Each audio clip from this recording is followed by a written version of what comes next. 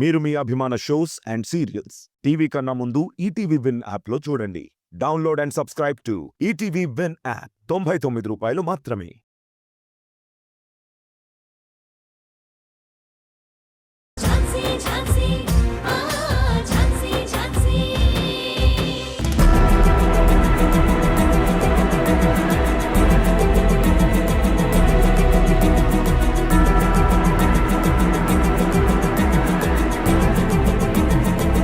ఏంటి డార్లింగ్, కోపం తగ్గిందా? ఎంతైనా ఇష్టపడ్డవాడి కదా, నీ మీద నాకెందుకు కోపం ఉంటుంది? మార్నింగ్ చాలా సీరియస్గా ఉంటాను. ఇప్పుడు ఎందుకో టాపిక్ అవసరమా చెప్పు? అవసరం లేదు. ఇంకెప్పుడు నన్ను పెళ్లి చేసుకోమని ఫోర్స్ చేయవు కదా? ఫోర్స్ చేస్తే నువ్వు చేసుకుంటావా ఏంటి? లేదు కదా. మనసులో ప్రేమ లేనప్పుడు అడగడం కూడా వేస్ట్. నిజంగానే ఎప్పుడు అడగవా? అస్సలు అడగను.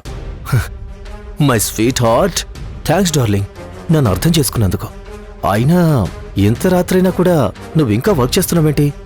పైగా నా క్యాబిన్లో. డాక్యుమెంట్స్ చాలా పెండింగ్లో ఉన్నాయి. రెఫరెన్స్ ఫైల్స్ అన్ని నీ దాంట్లో ఉన్నాయి. ఓ, నిద్రాహారాలు మానేసి వర్క్ చేస్తే నీ హెల్త్ పాడవుతుంది. పర్లేదు, కంపెనీ అంతా బాగుంటుంది. కంపెనీ బాగుంటే నువ్వు బాగుంటావు, నువ్వు బాగుంటే నేను బాగుంటాను.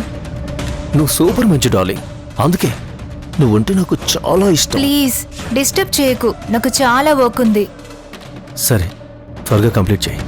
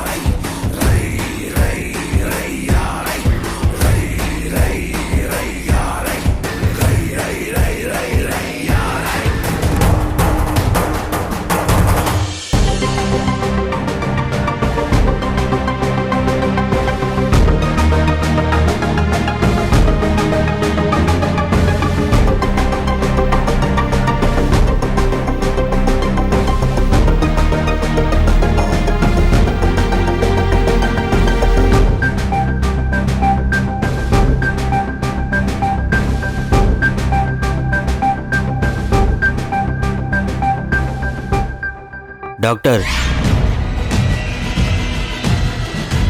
ఏయ్, ఎవరు మీరు? సెక్యూరిటీ? సెక్యూరిటీ! ఏయ్, అరవకు.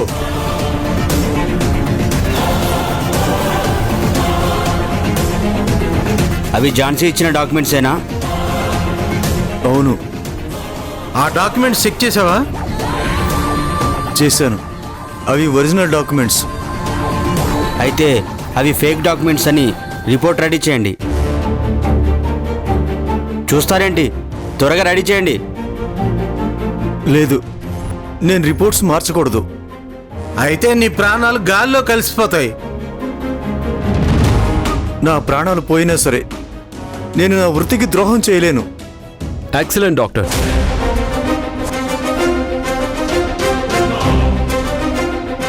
Excellent doctor, excellent. మీలాంటి వాళ్ళు సొసైటీకి చాలా అవసరం. Really great sir.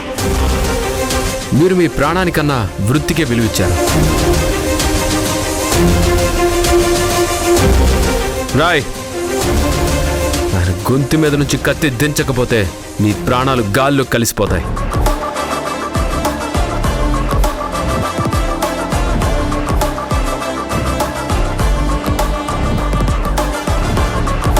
రేయ్, జరగండ్రా, జరగండ్రా. కదిలారంటే కాల్చి పారేస్తాను. డాక్టర్ గారు, మీ పని మీరు కంటిన్యూ చేయండి. వీళ్ళ సంగతి నేను చూసుకుంటాను. మొత్తం వీడియో రికార్డ్ చేశాను. హ్యాట్స్ ఆఫ్ డాక్టర్, మీరు కంటిన్యూ చేయండి.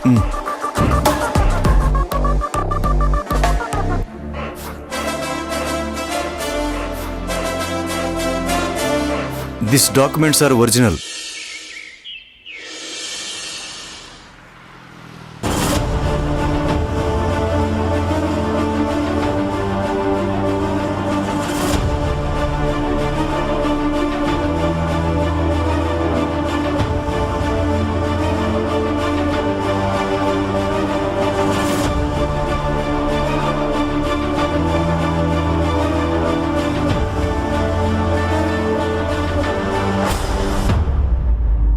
రిపోర్ట్స్ వచ్చాయా? వచ్చాయి సార్.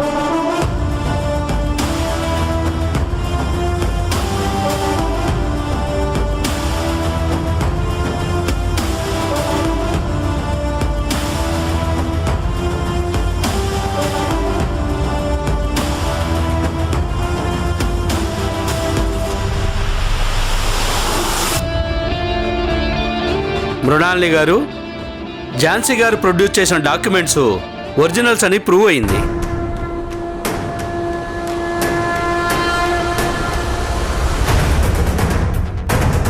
ఇప్పుడేమంటారు మృణాలిని గారు?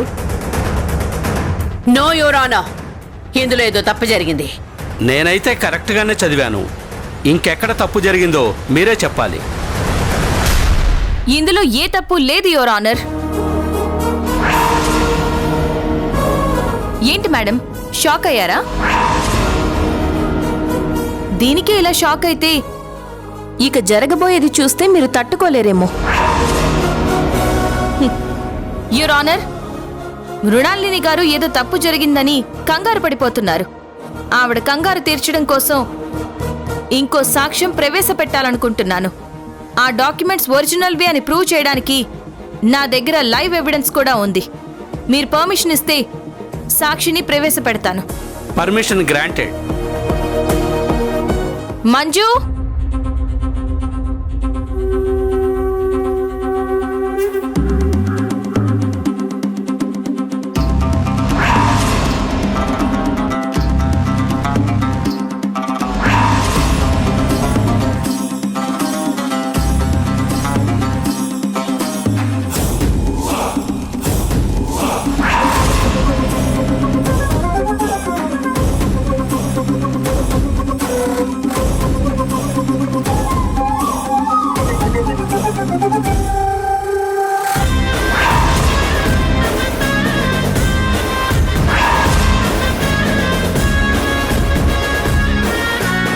యువర్ ఆనర్, ఈ అమ్మాయి పేరు మంజు. వినోద్ కంపెనీలో ఎంప్లాయీగా వర్క్ చేస్తుంది. ఏం జరిగిందో చెప్పమ్మా. సార్, ఝాన్సీ గారు కోర్టుకు ప్రొడ్యూస్ చేసిన డాక్యుమెంట్స్ గతంలో నేనే టైప్ చేశాను. రాకేష్ వినోద్లు బిజినెస్ పార్ట్నర్స్ అనేది నిజం.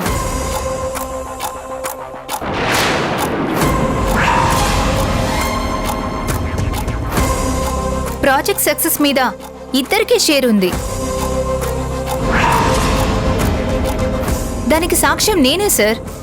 నా ముందే ఇద్దరు ఆ డాక్యుమెంట్స్ మీద సైన్ చేశారు.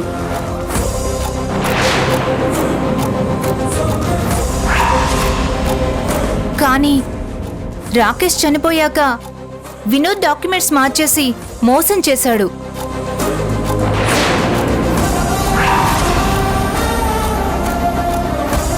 ఫ్రెండ్ చావుని అవకాశంగా తీసుకొని ఇలా చేస్తాడనుకోలేదు.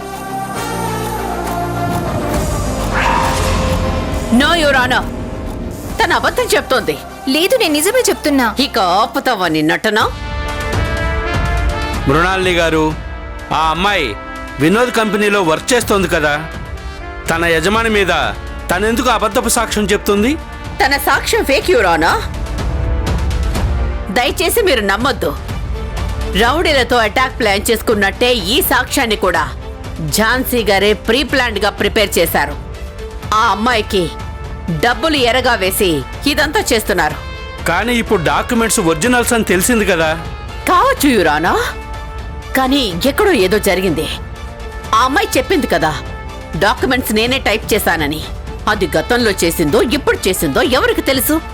నా క్లయింట్ వినోద్ జెన్యూన్ పర్సన్. నాకు మరొక అవకాశం ఇవ్వండి యురానా. ఆ డాక్యుమెంట్స్, ఈ సాక్ష్యం రెండు ఫేక్ అని సాలిడ్ ఎవిడెన్స్ మీ ముందు పెడతాను. డోంట్ వరీ మేడం, ఎదుటి వాళ్ళ చేతుల్లో బ్రహ్మాస్త్రం ఉండగా మీరు గడ్డిపూస గురించి వెతకాల్సిన అవసరం లేదు. ఈ కేసుకి సంబంధించిన ఇంకొన్ని పక్కా ఆధారాలు నా దగ్గర ఉన్నాయి మేడం. మై లార్డ్, మంజు చెప్పిందంతా నిజమే.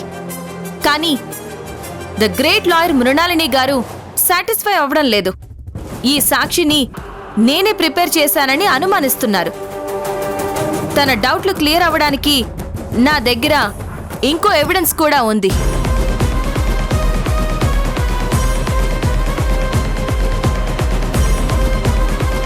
మా బావ రాకేష్, వినోద్ పార్ట్నర్షిప్ ఫైల్ మీద సైన్ చేసే ముందు ఆ ప్రాజెక్ట్లో రాకేష్ కూడా పార్ట్నర్ అని తనే స్వయంగా వినోద్ మాట్లాడిన వీడియో క్లిప్ ఇందులో ఉంది, చూడండి.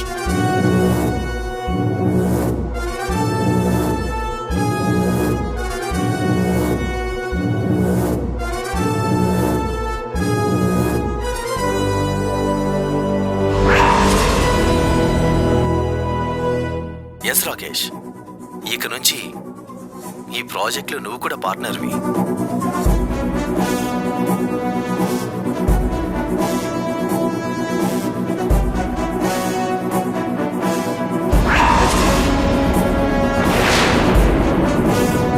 అవును, రాకేష్ని పార్ట్నర్గా చేస్తూ వినోద్ ఇందులో క్లియర్గా మాట్లాడాడు.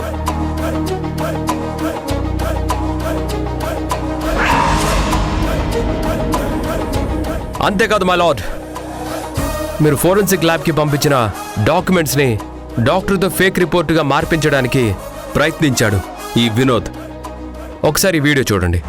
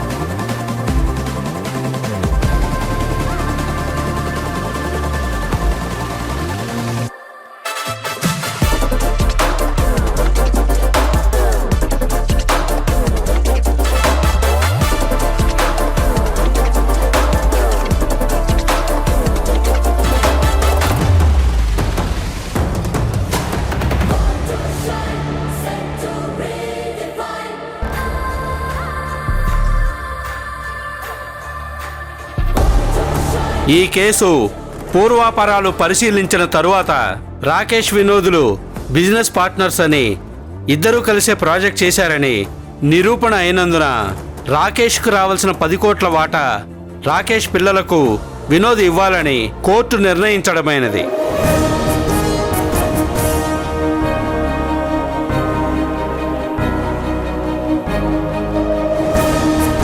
యువర్ ఆనర్, వినోద్ 10 కోట్లు ఇస్తాడు, కానీ రౌడీలతో కాంట్రాక్ట్ కుదుర్చుకొని కోర్టును మిస్యూజ్ చేసిన ఝాన్సీకి ఈ కోర్టు ఏం శిక్ష విధిస్తుంది? ఆగండి మృణాలిని గారు. లాయర్ ఝాన్సీ గారు తనపై రౌడీలతో అటాక్ చేయించింది వినోద్ అని ప్రూవ్ చేయలేకపోయారు. కాబట్టి లాయర్ ఝాన్సీ గారిని 1 నెల రోజుల పాటు సస్పెండ్ చేస్తున్నట్టు కోర్టు నిర్ణయించడమైంది. యువర్ ఆనర్,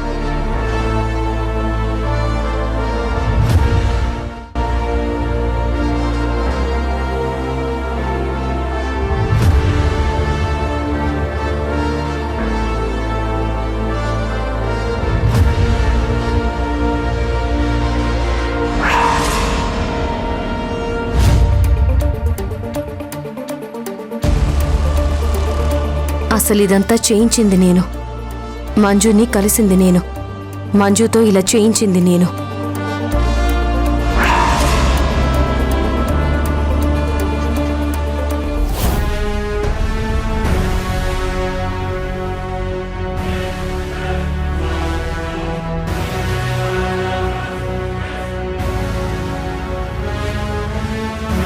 మంజు,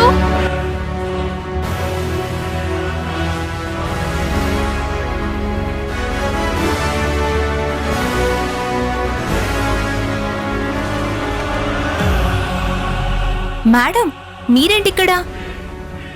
మీకోసమే వచ్చాను. నా కోసమా? ఎందుకు మేడం? నాకు ఒక ఇన్ఫర్మేషన్ కావాలి. ఏంటి మేడం?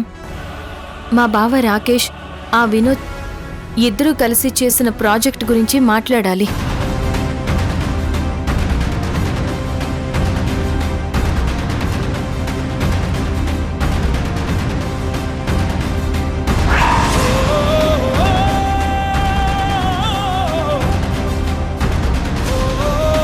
రాకేష్ చాలా జెన్యున్ పర్సన్ మేడం. వాళ్ళిద్దరి మధ్య బిజినెస్ పార్ట్నర్షిప్ ఉంది మేడం. మేడం మీరు ఆ రోజు వినోద్కి వార్నింగ్ ఇవ్వడం నేను చూశాను మేడం.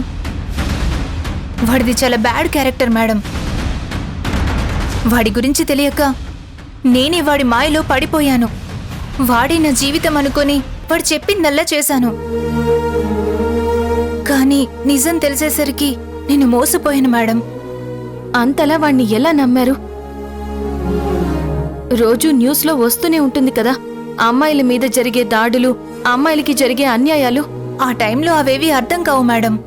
వాళ్ళు చూపించే దొంగ ప్రేమకి పడిపోతాం. నాకు మాయ మాటలు చెప్పి పెళ్లి చేసుకుంటానని ప్రామిస్ చేసి నన్ను నమ్మించాడు. వాడి అవసరాలన్నీ తీర్చుకున్నాక నన్ను పెళ్లి చేసుకోవడం కుదరదు అన్నాడు. వాడు ఒక ఉమనైజర్. వాణ్ణి మాత్రం అస్సలు వదిలిపెట్టను.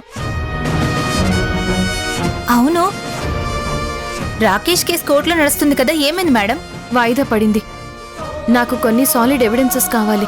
మా బావ, ఆ వినోద్ బిజినెస్ పార్ట్నర్స్ అని నీ దగ్గర ఏమైనా ప్రూఫ్స్ ఉన్నాయా? ఐ మీన్ మీ ఆఫీస్లో పాత రికార్డ్స్లో అలా ఎక్కడైనా ఉండుంటుందా? మీరేం వర్రీ అవ్వకండి మేడం. రాకేష్ వినోదుల పార్ట్నర్షిప్ డాక్యుమెంట్స్ నేనే టైప్ చేశాను మేడం. వాళ్ళు నా ముందే ఆ డాక్యుమెంట్స్ మీద సైన్ చేశారు. దానికి సంబంధించిన ఎవిడెన్స్ నా దగ్గరే ఉన్నాయి మేడం. ప్లీజ్ అవి నాకు ఇస్తారా? ఖచ్చితంగా ఇస్తాను మేడం. ఆ వెధవ దగ్గర నుంచి మీకు రావాల్సిన అమౌంట్ మీరు కలెక్ట్ చేసుకోండి. Thank you for your support. కానీ మీరు నాకు ఇంకొక సహాయం చేయాలి. ఏం చేయాలి మేడం? మీరు కోర్టుకొచ్చి సాక్ష్యం చెప్పాలి. ఒరిజినల్ డాక్యుమెంట్స్ ఇస్తున్నాను కదా మేడం, ఎవిడెన్స్ అవి సరిపోతాయి కదా. సరిపోతాయి, కానీ ఆ లాయర్ మృణాలిని, ఆ వినోద్ కలిసి ఏదైనా ప్లాన్ చేయొచ్చు. ఆ అవకాశం వాళ్ళకి ఇవ్వకూడదంటే మీరొచ్చి ఖచ్చితంగా సాక్ష్యం చెప్పాలి. మీకేమైనా ప్రాబ్లమా? అలాంటిదేం లేదు మేడం. నాకు కూడా వాడికి బుద్ధి చెప్పే అవకాశం దొరికింది. నేను మీకు ప్రామిస్ చేస్తున్నాను మేడం, ఖచ్చితంగా నేను కోర్టుకొచ్చి మీ తరపున సాక్ష్యం చెప్తాను. Thank you.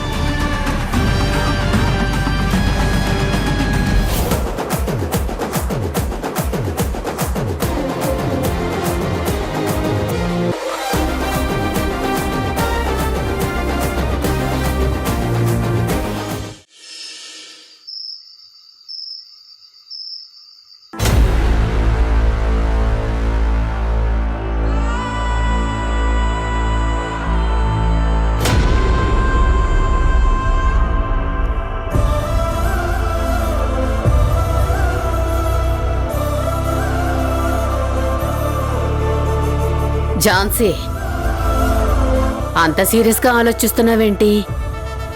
నీ సస్పెన్షన్ గురించా? మన యుద్ధంలో ఇంకా ముందు ముందు ఎన్నో జరుగుతాయి. అప్పుడే ఇలా ఢీలా పడిపోతే ఎలా? కోర్టు నన్ను సస్పెండ్ చేసినంత మాత్రాన నేను తప్పు చేసినట్టు కాదు అని నువ్వనుకుంటే సరిపోతుందా? కాదు కదా. కోర్టు ఆధారాలు మాత్రమే చూస్తుంది. నీతి, న్యాయం, నిజాయితీ అనేది మన మనసుకి మాత్రమే తెలుస్తుంది. న్యాయం కోసం నిలబడినప్పుడు కొన్నిసార్లు ఇలాంటివి జరగడం కామన్. దానికే బాధపడుతూ కూర్చుంటే ముందుకు వెళ్ళలేం. I'm always perfect in my job. ఆ సంతృప్తి నాకెప్పుడు ఉంటుంది. శత్రువు ముందిలా మాట్లాడకపోతే చాలా తేలికైపోతారు కదా, అందుకే సంతృప్తి అది ఇది అంటున్నావు. మేడం, నా విషయం పక్కన పెట్టండి. మీరు నాతో ఛాలెంజ్ చేశారు కదా నన్ను ఓడిస్తాను అని. కానీ చివరికి నేను చెప్పిందే జరిగింది. నేనే కేసు గెలిచాను, మీరు ఓడిపోయారు. ఆ, ఇప్పుడేమంటారు మేడం? ఇప్పుడే అన్నావు కదా కోర్టుకి ఆధారాలు కావాలి అని. నువ్వు తీసుకొచ్చిన ఆధారం నీకు నిజం, నేను తీసుకొచ్చిన ఆధారం నాకు నిజం. అయినా నేను కేసు ఓడిపోయినా నా దృష్టిలో గెలిచింది మా మేనల్లుడు రాకేష్, నువ్వు కాదు. ఏ కేసు వరకు నాకు సంతృప్తి ఉంది. నాకు తెలుసు మేడం, నేను గెలిచాను అంటే మీ ఈగో సాటిస్ఫై అవ్వదు, అందుకే ఇలా అంటున్నారు. ఒకవేళ మీరు మా బావ గురించి ఆలోచించేవారే అయితే అసలు ఈ కేసు టేకప్ చేసేవారే కాదు. కనీసం నేను చెప్పినప్పుడైనా, కమల మేడం చెప్పినప్పుడైనా డ్రాప్ అయ్యేవారు. ఎదుట వాళ్ళని తొక్కాలని చూస్తే మన స్థాయి తగ్గుతుంది మేడం. ఝాన్సీ, సింహం ఒక అడుగు వెనక్కి వేసినంత మాత్రాన దాని స్థాయి ఎప్పటికీ తగ్గదు. అలాగే 1-2 కేసుల్లో నేను వెనక్కి తగ్గినంత మాత్రాన నా స్టేటస్ కానీ స్థాయి కానీ ఎప్పటికీ తగ్గదు. ఇది గుర్తుంచుకో. కానీ ఈ సస్పెన్షన్ ని ఎప్పుడు నువ్వు ఊహించుండవు. That is మృణాల్ని.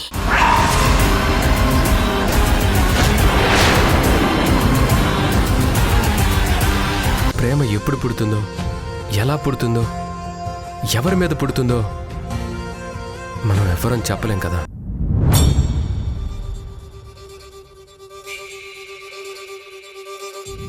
మన లైఫ్లోకి ఎవరైనా ఒక వ్యక్తి ఎంటర్ అయ్యి మనల్ని ఇంప్రెస్ చేసినప్పుడు మనసులో ఏదో తెలియని ఫీలింగ్. కొంపదీసి నువ్వు ఇప్పుడు ప్రేమలో పడ్డావా ఏంటి? ఏమో బాబాయ్, నీ మనసు మార్చిన ఆ మహాతల్లి ఎవర్రా? ఇంకా నాకు క్లారిటీ లేదు, వచ్చాక చెప్తాను.